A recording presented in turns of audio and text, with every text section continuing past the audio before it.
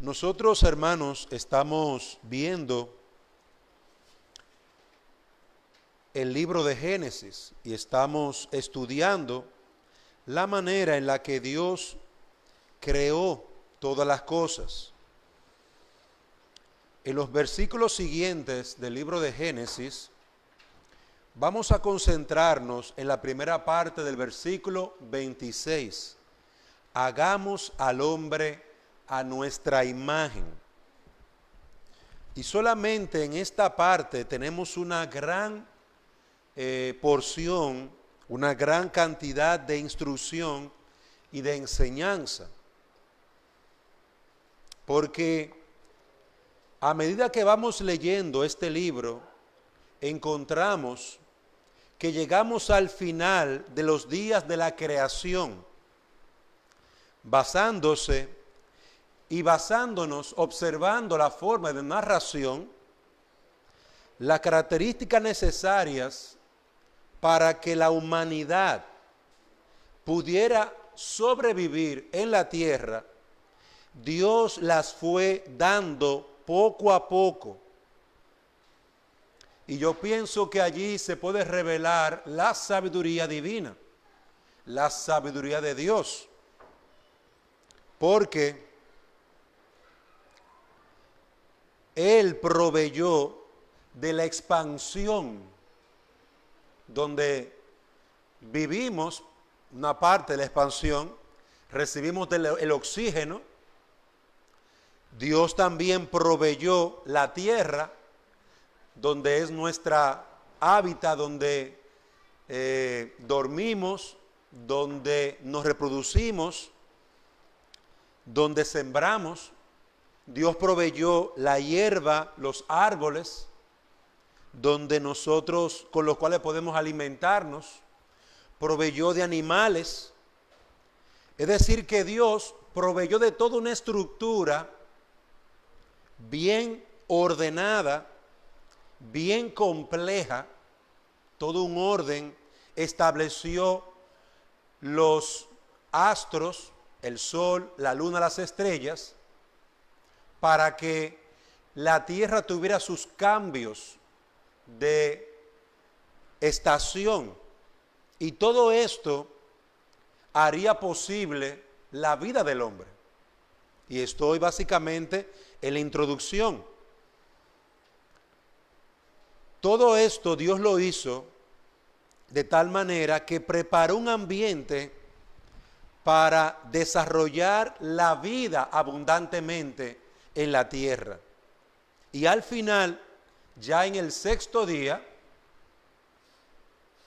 Dios soberanamente forma a uno de los seres más necesitados de la creación, el hombre. A uno de los seres más débiles, el hombre.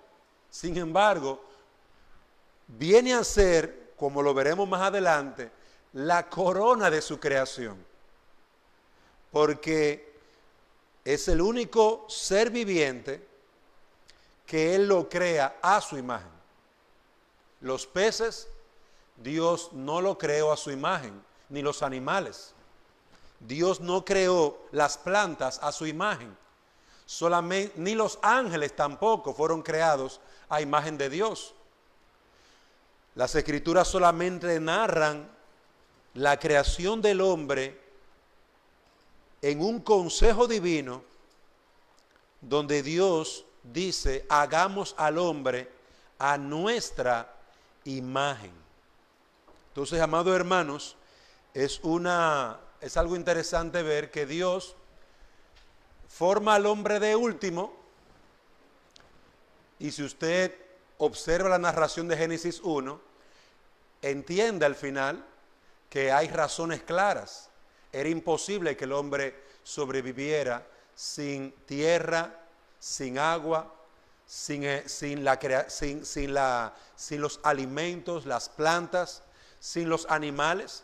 Era imposible que el hombre sobreviviera sin estas cosas. Y Dios lo crea al final y lo corona como la cabeza en su creación. Vamos a ver entonces la parte 1, hagamos al hombre a nuestra imagen, el versículo 26, desarrollo. Al momento en que Dios dice hagamos, aquí se expresan los pensamientos de Dios. Aquí vemos, como diría un salmo, la mente de Dios abriéndose y expresando su voluntad. Hagamos aquí al hombre, a nuestra imagen. Y esa palabra hagamos, observaremos, hermanos, que está en primera persona del plural.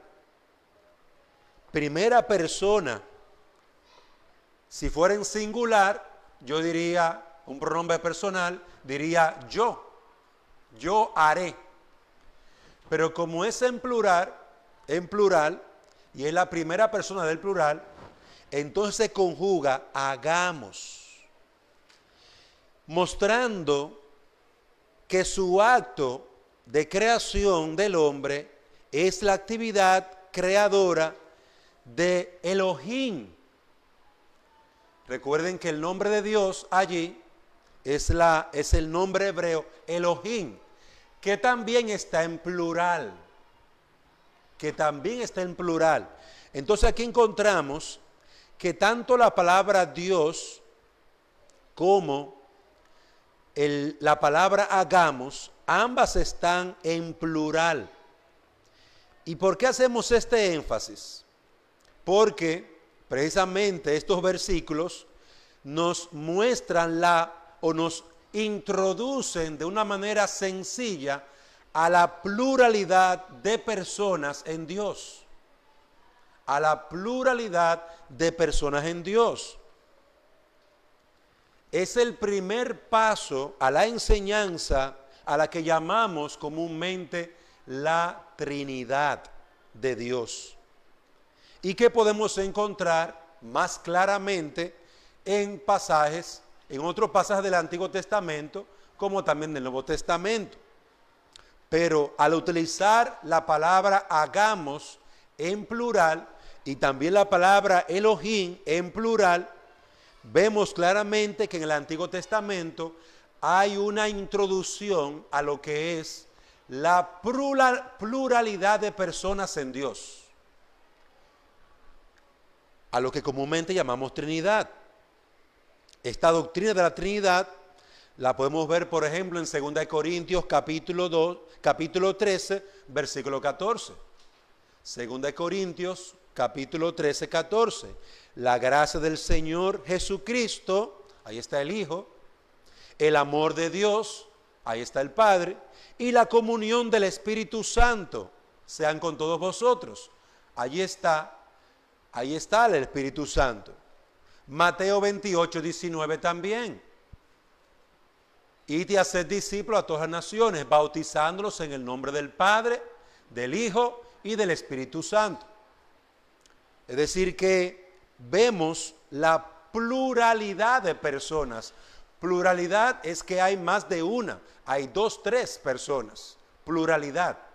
Entonces, en Génesis 1, 26 encontramos que se introduce de una manera sencilla y clara la pluralidad de personas en Dios. Y esta doctrina es la que llamamos la doctrina de la Trinidad, donde se nos enseña que Dios es uno solo, y que subsiste en 3 personas. Por eso hablamos de pluralidad. Las 3 personas poseen el mismo ser divino. Las 3 personas poseen la misma autoridad y gloria. Esto nos muestra que es un solo Dios, poseyendo una misma esencia o naturaleza. Pero esta palabra, hagamos, y también 2 Corintios 13, 14, como otros pasajes, nos muestran que aunque hay un solo Dios, este único Dios vivo y verdadero subsiste en 3 personas, el Padre, el Hijo y el Espíritu Santo.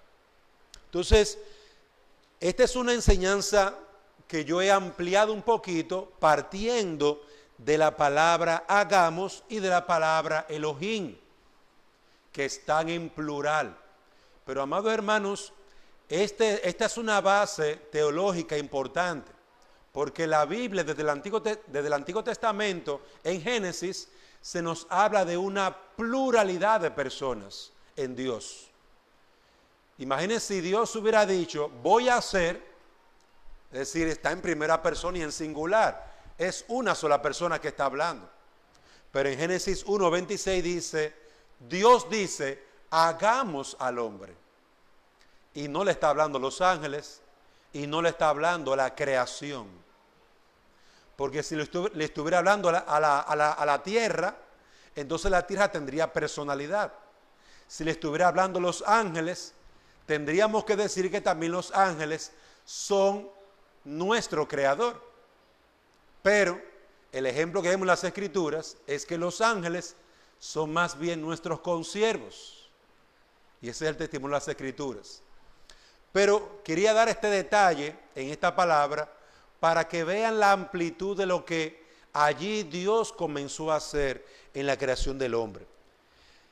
También es importante ver, amados, que con esta palabra hagamos, es la palabra asa, expresa el acto de dar forma. Es decir, la sola palabra asa en hebreo habla de dar forma, como si estuviera pensando en tomar algo, por ejemplo un palo, y quitarle algunos elementos y darle forma, o tomar un poquito de lodo y comenzar a darle forma, o un poquito de arcilla, como hacen lo que hacen las personas que trabajan con el barro, que hacen esas vasijas de barro, toman una porción de barro, le echan agua y la ponen en una maquinita y comienzan a darle forma. Es la palabra que aquí se utiliza.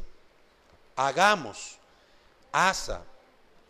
Al Dios crear al hombre, le dio forma, porque él partió, Daniel, ayúdame a la hermana ya. Porque él iba a partir de la tierra, del polvo de la tierra, como vemos en Génesis 2, versículo 7, Génesis capítulo 2, versículo 7.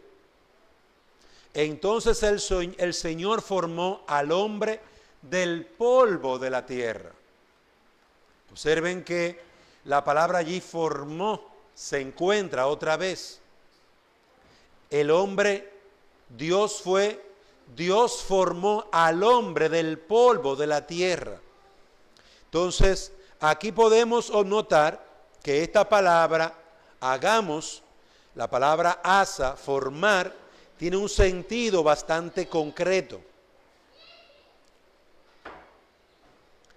Otro elemento importante que vemos en esta palabra, hagamos, es la deliberación, la reflexión de Dios antes de crear al hombre. Cuando Dios dijo, voy a hacer a los animales, simplemente vemos en el versículo 24, esto en Génesis 1, que Dios dice, produzca la tierra seres vivientes, según su género. No hubo un consejo divino. Cuando Dios mandó que de los mares salieran las aves y también los peces y muchos seres vivientes más, Dios simplemente dijo, versículo 21, versículo 20, llénense las aguas de multitudes. Observe que no hay un consejo divino. Dios no se está poniendo de acuerdo para hacer los peces ni los animales. Los peces ni los animales de la tierra. No. Solamente con el hombre en su creación hay un consejo divino. Hay una forma de comunicación en la que la Trinidad se pone de acuerdo, o la pluralidad de Dios se pone de acuerdo. las tres personas se ponen de acuerdo. La deliberación es una reflexión sobre un asunto que hay algo que hay que hacer. Hay que tomar una decisión. Por ejemplo, usted va a cambiar unas cortinas y usted se pone de acuerdo con su esposa. Dice, mi amor, vamos a cambiar las cortinas. Y ella dice, sí, me gustaría que fuera de color verde, o me gustaría que tuviera tachones, o que tuviera tal cosa. Y el esposo y la esposa se ponen de acuerdo en los colores, en la forma. Una deliberación, eso es deliberar, ponerse de acuerdo, conversar. Y vemos aquí que la palabra hagamos revela una deliberación, una reflexión en la pluralidad de personas de nuestro Dios. Algo interesante que dice Juan Calvino, y lo voy a citar, llama nuestra atención a la dignidad de nuestra naturaleza. Él, Dios, al deliberar con respecto a la creación del hombre, testifica que está a punto de realizar algo grande y maravilloso. El hombre es entre las demás criaturas un cierto espécimen preeminente de sabiduría, justicia y bondad. Y algunos le han llamado un mundo en miniatura. Observe esta idea que transmite Juan Calvino en su comentario del libro de Génesis. Él llama la atención que solamente para la creación del hombre Dios tiene una reflexión o una deliberación. Y eso nos habla de la dignidad del hombre. Y mire, amado hermano, que yo en mi introducción no solamente yo hablo de la debilidad del hombre. Yo hablo de la debilidad del hombre. Hablo de la necesidad del hombre de aquella tierra. Sin tierra el hombre no puede sobrevivir. Sin el agua dulce el hombre no puede sobrevivir.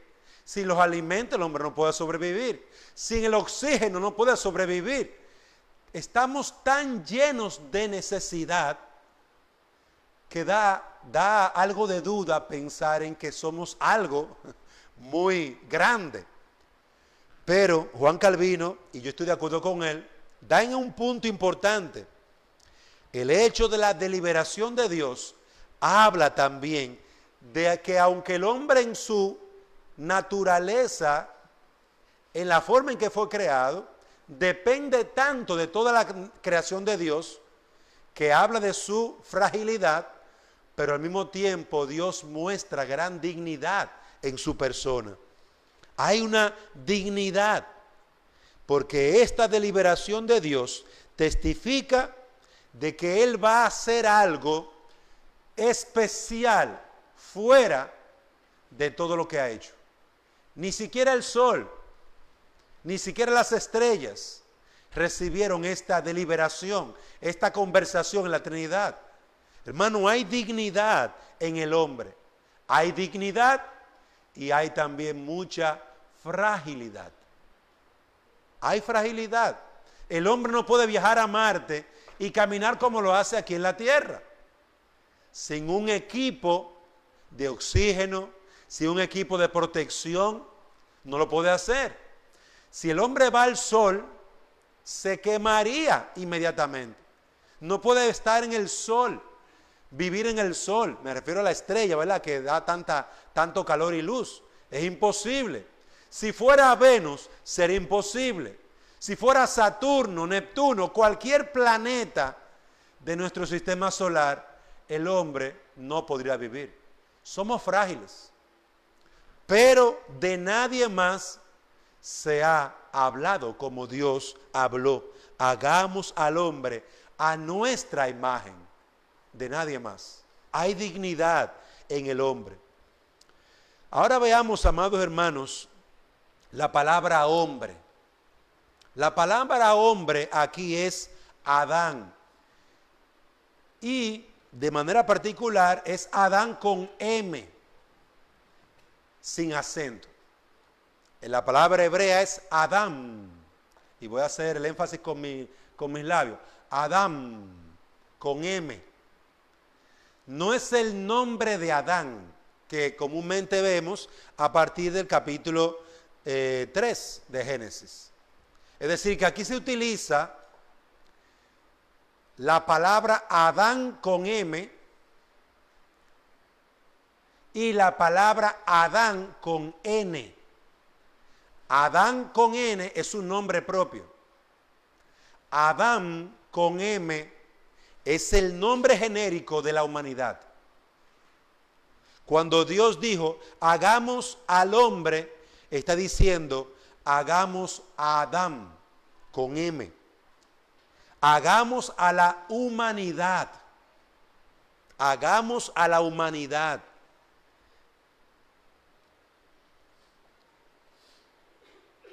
Es un nombre genérico a hombre. No se está refiriendo exclusivamente al varón, sino al varón y a la hembra, la humanidad. La humanidad está compuesta por el varón y la hembra. Ambos unidos forman la humanidad, Adán. Si Dios hubiera creado solamente a un hombre, no sería humanidad, estaría incompleto.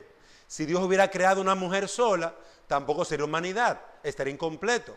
La humanidad se compone del hombre y la mujer. Eso es lo que nos hace humanidad, hombres. Así fue creado Adán con M, otra vez, la humanidad.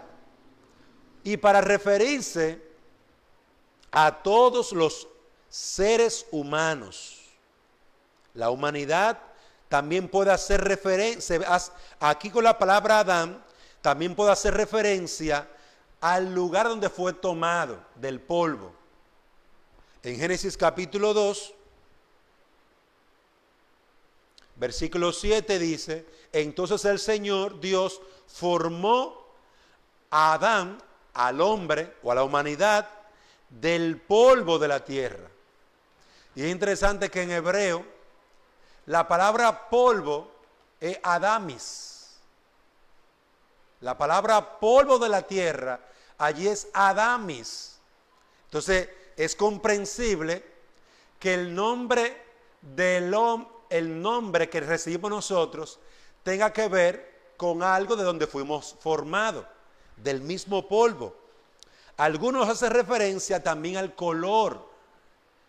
Cuando Dios formó al hombre, algunos estudiosos piensan que también hace referencia al color de la tierra, porque la palabra Adán también hace referencia al rojo de la tierra.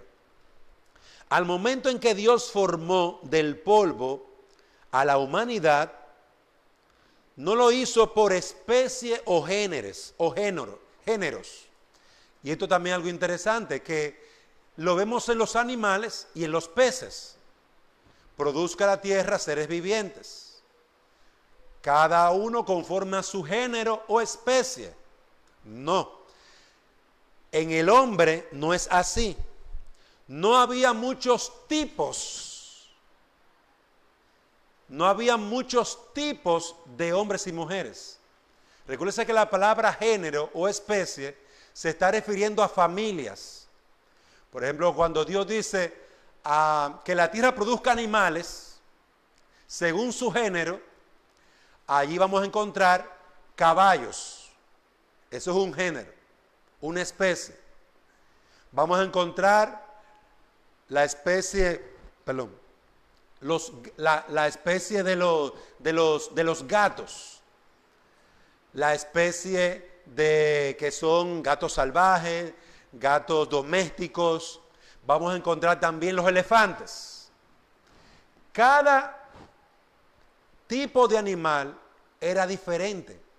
Habían géneros o especies de animales diferentes.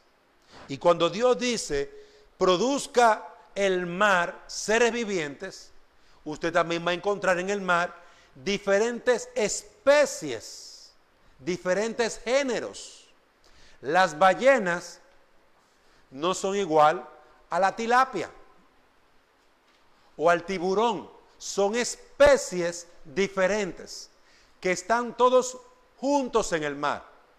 En cuanto al hombre, no se dice esto.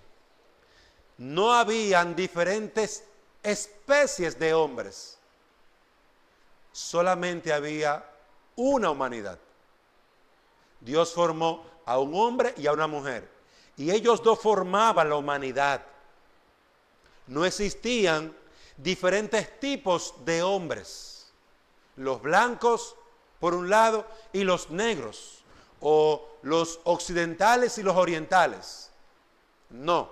Cuando Dios creó al hombre, a la humanidad, creó una sola humanidad. No había géneros, no había tipos diferentes de humanidades. Entonces, digo esto para recordar y enfatizar la enseñanza. Dios no hizo dos tipos de hombres diferentes. Algunos hablan de la homosexualidad como si fuera un tipo de hombre diferente. Es decir, hay hombres que son heterosexuales y hombres que son homosexuales. No, Dios no hizo eso. Dios formó un solo hombre, un varón. Formó la mujer, tal y como es, mujer, con todas sus características. Lo que hoy usted escucha en la sociedad, que quieren separar al hombre que se quiere sentir mujer del hombre que se siente hombre, la sociedad lo quiere separar, son diferentes. No, eso no existe. Dios formó a un hombre completo, con todos sus genes masculinos, hormona masculina, con la capacidad y pensamiento masculino, y formó la mujer con los genes femeninos, con todo el orden y capacidades femeninas. Y a los dos lo llamó humanidad. Dios no formó dos hombres, uno homosexual y uno heterosexual. Uno que le gusta a la mujer y otro que le gusta a un hombre. Dios no hizo eso. Lo que usted ve que está tratando de obligarse a la sociedad en base a leyes impositorias, leyes obligatorias, eso no es conforme a la creación de Dios. Eso es el pecado del hombre, destruyendo a la humanidad. Cuando el hombre dice que la homosexualidad es algo normal, está destruyendo a la humanidad. Porque Dios no formó a un homosexual, Dios formó a un varón, a un hombre y a una mujer. Eso es importante entenderlo. Lo que se está tratando de introducir, y ya se ha introducido con leyes en muchos lugares, es pecado. Es pecado. Porque va en contra de lo natural, de la ley natural de Dios y de la ley moral escrita que Dios ha dado en sus mandamientos. Eso es importante verlo. Dios no creó diferentes géneros de hombres y diferentes géneros de mujeres. No, creó a un solo hombre y una mujer y dijo, estos son la humanidad. Estos son la humanidad. Los escritores del Nuevo Testamento dejan bien claro que el primer hombre y su esposa fueron personajes históricos. Y ese es otro punto importante. El hombre y la mujer, hagamos al hombre a nuestra imagen. Esto es un hecho histórico narrado. ¿Qué quiero decir con esto? Que es algo que sucedió en la historia de la humanidad. Muchos miran el relato de Génesis y dicen, no, eso no es historia, eso es un invento. Un invento para que nosotros nos creamos esa mentira. Pero esto es un hecho histórico. Y la Biblia lo señala como un hecho histórico. Vaya por favor conmigo a Lucas 3:38. La Biblia lo señala como un hecho histórico. Lucas 3:38.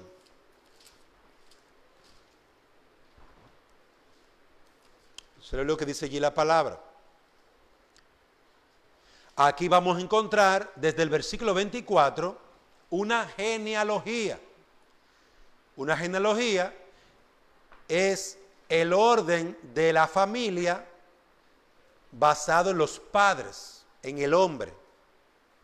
Y observe que aquí dice Cainán de Enos, Enos de Set, Set de Adán y Adán de Dios. Es decir, que hay una genealogía. ¿De dónde vino Adán? De Dios, Dios lo creó. Pero luego Adán tuvo hijos. Y esos hijos se llaman Set, Enos, Cainán, Mahalael, Enoc, Matusalén, Lamec y muchos otros hijos que tuvo Adán. Observe que Lucas, al realizar la genealogía del Señor Jesucristo, Él lo va llevando a través de todos sus padres hasta llevarlo al primer hombre, a Adán. Lucas era un médico y como médico él utilizó la investigación. Lucas investigó. Recordemos que Lucas no es uno de los apóstoles. Él tiene el apoyo del apóstol Pablo para este estudio y este evangelio. Por eso la autoridad del evangelio de Lucas. Sin embargo, Lucas es un médico que investigó sobre la vida del Señor Jesucristo y lo organizó y lo escribió. Y una de las cosas que Lucas como médico y estudioso hizo fue investigar sobre la genealogía del Señor Jesucristo hasta Adán. Y eso es posible gracias a las genealogías que el pueblo de Israel mantuvo escribiendo en el libro de Números, en el libro de Crónicas. Por eso la importancia de las genealogías para el pueblo de Dios. Ahora vayamos un poquito más adelante. 1 Timoteo capítulo 2. El evangelista Lucas, el médico, utilizó a Génesis para ver la genealogía y lo tomó como un hecho histórico. 1 Timoteo capítulo 2, versículo 13 al 14. Dice Pablo, porque Adán fue creado primero, después Eva. Y Adán no fue el engañado, sino que la mujer, siendo engañada, completamente cayó en transgresión. Observe que Pablo está utilizando aquí el hecho histórico de que Eva fue la que pecó primero, engañada por la serpiente, para señalar que la mujer no debe tener autoridad sobre el varón. Eso es lo que Pablo está escribiendo aquí, está explicando aquí. Adán no fue engañado, sino que la mujer, siendo engañada completamente, cayó en transgresión. ¿Qué está citando aquí? Génesis capítulo 3. Para Pablo, la creación de Adán y Eva es un hecho histórico, es un hecho histórico. Para Pablo, está estableciendo un orden de la guía, de la autoridad del hombre basado en un hecho histórico. Génesis. Vamos un poquito más adelante. Romanos capítulo 5. Romanos capítulo 5, versículo 12. Por tanto, tal como el pecado entró en el mundo por un hombre y la muerte por el pecado, así también la muerte se extendió a todos los hombres porque todos pecaron.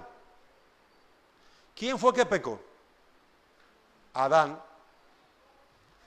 Pablo, para hablar sobre esta doctrina del pecado y de la condición pecaminosa de todo hombre, usa un hecho histórico. El hecho histórico de la caída de Adán. Y otras doctrinas, como la obra de salvación, la soteriología, también está basada sobre la caída de Adán. Seguimos leyendo también en Romanos capítulo 5, versículo 14. Sin embargo, la muerte reinó desde Adán hasta Moisés, aún sobre los que no habían pecado, con una transgresión semejante a la de Adán. ¿A quién está señalando? A Adán, el cual es figura del que había de venir.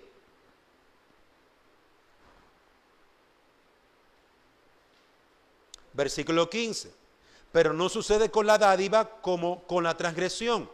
Porque si por la transgresión de uno murieron los muchos, mucho más, la gracia de Dios y el don por la gracia de un hombre, Jesucristo, abundaron para los muchos. La gracia de Dios abundó a través de ¿quién? De Jesucristo. ¿Quién es Jesucristo? El segundo Adán. Observe que se habla de la entrada del pecado al mundo a partir de un hecho histórico, Adán. Adán es tomado por las Escrituras, por los Evangelios, Lucas, por las cartas, 1 Timoteo, y por Pablo el apóstol, como un hecho histórico, en el que él dice, de aquí viene el pecado, por el primer Adán. Ahora, la salvación viene por Cristo, el segundo Adán. Y Pablo usa esto para sembrar, poner el fundamento de la obra redentora del Señor Jesucristo. Entonces, amados hermanos, este es un énfasis importante. Hagamos al hombre, hagamos a la humanidad a nuestra imagen. Es un hecho histórico que Dios reveló a través de su siervo, el profeta Moisés, para darnos a nosotros una enseñanza clara, un fundamento base de lo que es la salvación. A partir de la caída de Adán, Dios en Génesis 3:15 revela su salvación en Cristo Jesús. A partir de la caída de Adán. Por lo tanto, señalar la vida de Adán y Eva como un hecho histórico es algo trascendental para la iglesia cristiana hoy. No podemos utilizar Génesis como si fuera un libro de historietas inventado por gente que no tenía nada que hacer, tal vez para ayudar a los pobres israelitas que no entendían de dónde venían, estaban en un desierto y Moisés quería entretenerlos. No, ese no es el objetivo. Ese no es el objetivo. Pablo claramente señala a Adán como un hombre que vivió en la historia del mundo. Él fue real, Adán. Porque si él no fue real, entonces Jesucristo y su obra lo fueron. Si Adán no fue real, ¿Jesucristo fue real? Es una pregunta que yo hago. Si usted dice que Adán no fue real, entonces no puede decir que Jesucristo es real. Porque la obra de Cristo vino para dar respuesta al pecado de Adán. Ambos son reales. Claro que lo fueron. Y por esto es tan importante que pueda entenderse que lo que estudiamos en Génesis son hechos históricos revelados por Dios para los hombres. Hechos históricos que Dios ha revelado a la humanidad. Vamos a concluir, hermanos, porque el tiempo se nos ha ido, con la palabra imagen. Y no sé si me va a dar tiempo suficiente, pero por lo menos voy a introducir esa parte ya para una próxima vez. La palabra imagen y semejanza, la palabra imagen expresa una representación o semejanza de algo. Hagamos al hombre a nuestra imagen. La palabra imagen es una semejanza, una representación de algo o de alguien. Y podríamos decir, dar una idea de es como una sombra. Cuando es de noche y le da la luz, la luz proyecta su sombra. Esa sombra, que es una silueta suya, una forma suya, es una imagen suya. Pero es una imagen borrosa de lo que es usted. Usted no es simplemente una sombra en el piso oscura, gris. Y eso es más o menos lo que representa la palabra imagen en referencia a Dios y al hombre. El hombre es una sombra, algo vago, algo muy lejano de lo que realmente es Dios. Porque Dios es el omnipotente, Dios es el todopoderoso. Como ya dijimos, el hombre necesita las plantas, el oxígeno, la tierra, para poder sobrevivir en este planeta. Dios no. Dios es autoexistente. Dios es autosuficiente. Dios nunca fue creado. Dios siempre ha existido. Por eso decimos, el hombre es una imagen, una sombra, una silueta de Dios, muy lejos de lo que es Dios. Pero es una imagen. La palabra semejanza indica una representación concreta. Y concreto es algo palpable, algo sólido, si podemos decirlo así. Algo que podemos palpar, algo concreto. La palabra semejanza indica una representación concreta, pero distinta del original. Y ahí podemos ver algo interesante. Por eso el hombre que tiene un cuerpo físico es algo concreto. El hombre no es una idea vaga, un pensamiento. El hombre es algo físico que puede ser tocado. Por eso vemos que la palabra semejanza nos da una idea de lo que Dios va a hacer con el hombre. Hagamos al hombre a nuestra imagen, una copia, una sombra de lo que yo soy o de lo que somos.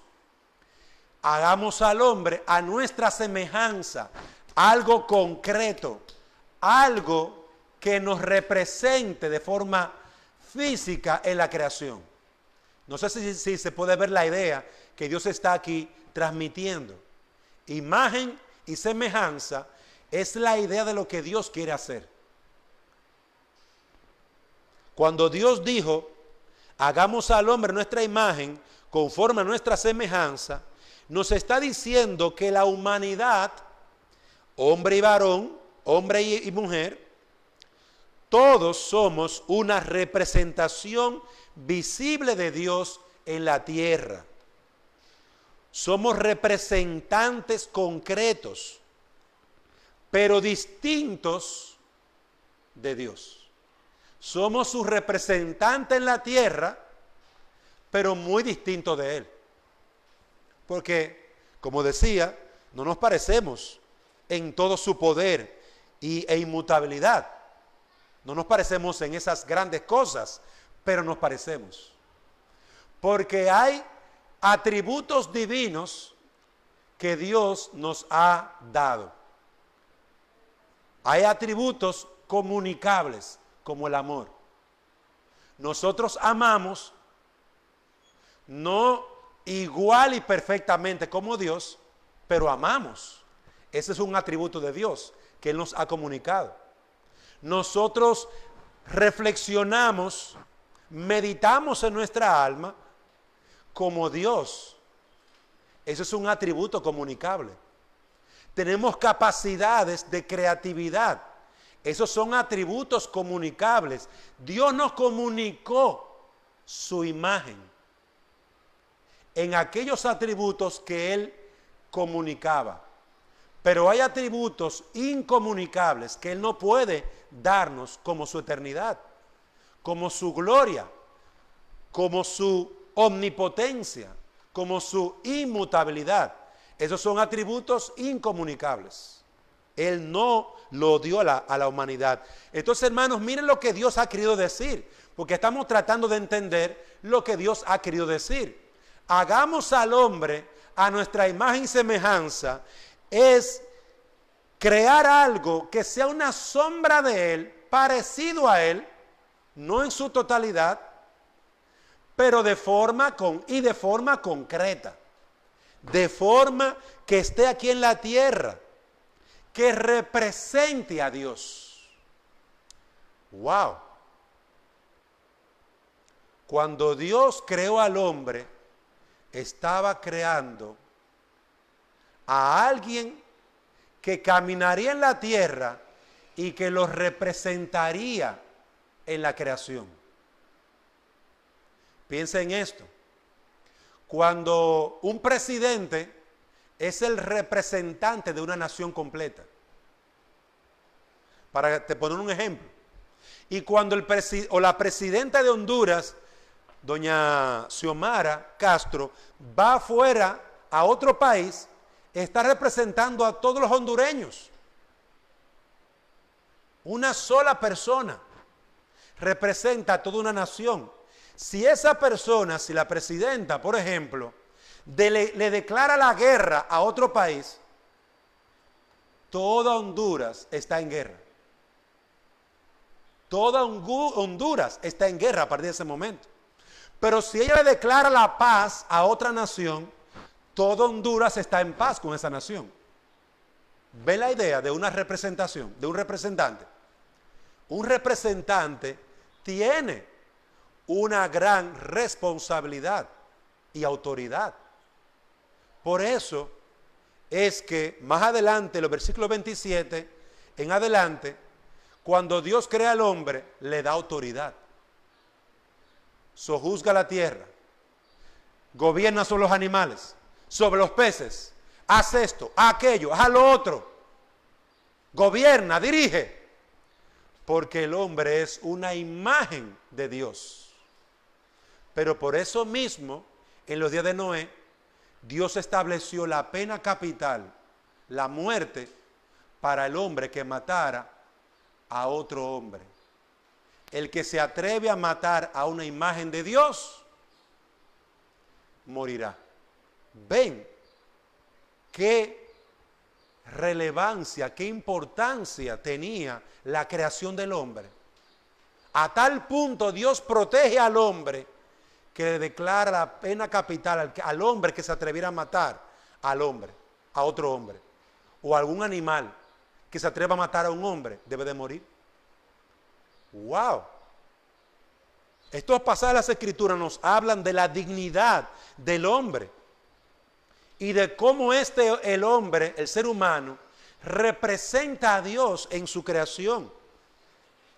Y yo me uno a Juan Calvino cuando él dice, y lo voy a citar: la perfección de nuestra naturaleza completa,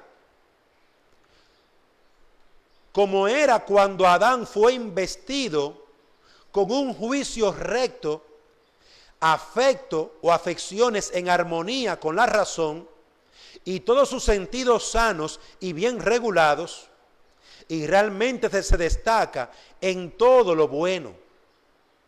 Así, el asiento principal de su imagen divina estaba en su mente y en su corazón. En la mente florecía y reinaba una perfecta inteligencia, rectitud. La rectitud le ayudaba como compañera, y todos sus sentidos estaban preparados y moldeados para obedecer a la razón debidamente, y en el cuerpo había una adecuada correspondencia con este orden eterno. Juan Calvino, nos habla de la perfección de nuestra creación. Cuando Dios nos creó a su imagen, hermano, nos creó de una manera tan perfecta que nuestra capacidad de juicio, nuestras emociones y también nuestro anhelo por hacer las cosas eran rectos y perfectos, destacándose lo justo, lo recto y lo santo. En la mente florecía, reinaba la inteligencia, la rectitud, y todo nuestro cuerpo estaba moldeado para hacer lo bueno. Estaba moldeado, preparado para hacer las cosas con la mayor de las excelencias. Hermano, Calvino aquí nos está abriendo la idea de nuestra creación. Hagamos al hombre a nuestra imagen y semejanza. Ha dado una perfección moral, una perfección que tiene que ver con nuestros afectos, que tiene que ver con todo nuestro ser. Muy diferente a la idea de Agustín. Agustín de Hipona tomó prestado de Aristóteles que el hombre posee intelecto, memoria y voluntad. Porque Agustín de Hipona trataba de ver en el hombre una trinidad, como en Dios, que hay tres personas. El único problema es que la Biblia no mira al hombre como una trinidad, sino que lo mira con un cuerpo hecho del polvo y un alma del soplo de Dios. Es decir, que Agustín de Hipona, que es un anciano muy sabio, falló especulando, contrario a lo que enseña claramente las Escrituras, que el hombre tiene un cuerpo y un alma viviente. Entonces, yo me uno más a la idea de Juan Calvino. Hagamos al hombre a nuestra imagen. Tiene mucho más que ver con esa rectitud, fidelidad y justicia que afecta toda la armonía del ser del hombre. Que Dios, amados hermanos, nos ayude. Quírese traer este punto al final para ampliar un poquito más esta idea y de cuán perfecto Dios hizo a la humanidad, a tal punto que le representábamos de una forma tan digna que glorificaba su nombre. Vamos, hermanos, a concluir aquí. Señor y Dios, damos gracias por tu palabra, rogando que tú nos ayudes y bendigas para poder entender, vivir a la altura de tu enseñanza. Bendícenos y susténtanos. Es en el nombre de Jesús que te lo pedimos.